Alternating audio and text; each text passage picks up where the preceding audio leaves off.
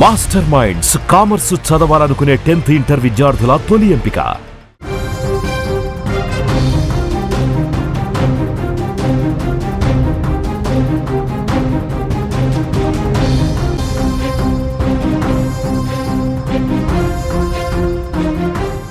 Breaking news చూస్తున్నాం. భద్రాద్రి కొత్తగూడెం జిల్లాలో తీవ్ర విషాదం నెలకొంది. విద్యుత్ షాక్తో తండ్రి కొడుకులు మృతి చెందారు. తల్లికి తీవ్ర గాయాలయ్యాయి. పరిస్థితి విషమంగా ఉంది. ఇల్లందు మండలంలో ఈ ఘటన జరిగింది.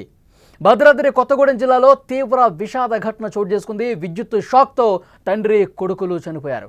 తల్లికి తీవ్ర గాయాలయ్యాయి. మర్రిగూడెం పంచాయతీ ఎల్లాపురం గ్రామానికి చెందిన ఎర్రమ్మ తెల్లవారుజామున కాలకృత్యాలు తీర్చుకునే సమయంలో బట్టలు వేసుకునే దండాన్ని పట్టుకుంది. కానీ అప్పటికే దానికి ఒక దగ్గరగా ఉన్నటువంటి తెగి ఉన్న విద్యుత్ సర్వీస్ వైర్ తగిలి విద్యుత్ సరఫరా అవడంతో ఆమెకు విద్యుత్ షాక్ తగిలింది. ఆమెను కాపాడేందుకు భర్త ఏనుగు నర్సయ్య పట్టుకోవడంతో అతనికి కూడా విద్యుత్ షాక్ తగలటంతో వీరి కేకలు విన్న చిన్న కుమారుడు ప్రవీణ్ వాళ్ళని కాపాడే ప్రయత్నం చేయడంతో తండ్రి కొడుకులు తీవ్ర విద్యుదాఘాతంతో అక్కడికక్కడే చనిపోయారు. ఎర్రమ్మకు తీవ్ర గాయాలు కావడంతో మెరుగైన చికిత్స కోసం ఖమ్మం తరలించారు. ప్రస్తుతం దానికి సంబంధించినటువంటి దృశ్యాలు మనం చూస్తున్నాం. ప్రమాదం తర్వాత ఈ విషయం తెలుసుకున్నటువంటి ఇరుగు పొరుగు వారి బంధువులు అక్కడ ప్రభుత్వ ఏరియా హాస్పిటల్కి వచ్చారు. ఎర్రమ్మ తీవ్ర గాయాల పాలైంది. ఆమెకు చికిత్స జరుగుతోంది. తండ్రి కొడుకు ఇద్దరు చనిపోవడంతో ఆ గ్రామంలో పూర్తిగా విషాద ఛాయలు అలుముకున్న పరిస్థితుంది. ఎప్పుడైతే ఈ ఘటన జరిగిందో ఇది తెలుసుకున్న వెంటనే ఆ గ్రామంలో ఉన్న వాళ్ళు, స్థానికంగా ఉన్నటువంటి బంధువులు అందరూ కూడా అక్కడికి వచ్చారు. వాళ్ళు కన్నీళ్లు పెట్టుకుంటున్న పరిస్థితుంది. విషాద ఛాయలు అక్కడ అలుముకున్నటువంటి పరిస్థితుంది. అక్కడ తాజా సమాచారం తెలుసుకుందాం.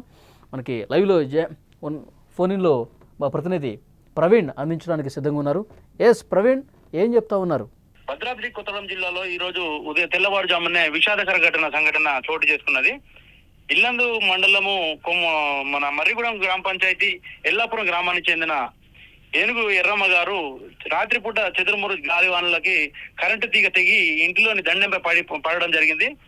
అది గమనించుకోకుండా తెల్లవారుజామున ఎర్రమ్మ గారు కాలకృతాలు తీసుకోవడం కోసం వచ్చి పొరపాటున దండెం ముట్టుకునేసరికి ఆ విద్యుత్ షాకు ఆమెకి తగిలి కేకలు వేయడంతో తన భర్త ఏనుగు నరసయ్య గారు కాపాడడానికి వచ్చేసి తనను ముట్టుకునేసరికి తనకి కూడా ఈ యొక్క విద్యుత్ షాక్ అన్న తగలడం వల్ల ఇద్దరు కూడా షాక్ తగులుతున్నప్పుడు చిన్న కుమారుడు చూసి కాపాడబోయి తండ్రిని కాపాడబోయి ముట్టుకునేసరికి ఏకకాలంలో ముగ్గురికి షాక్ తగిలేసరికి ఇద్దరు అక్కడికక్కడే స్పాట్ లో చనిపోవడం జరిగినది.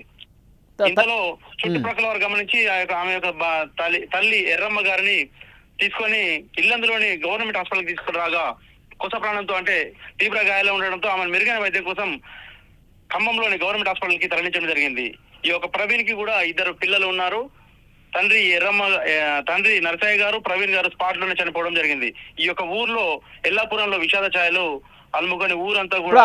తల్లి పరిస్థితి ఎలా ఉంది ప్రవీణ్? తల్లి పరిస్థితి ఎలా ఉంది? తీవ్ర గాయాలైనవి కదా.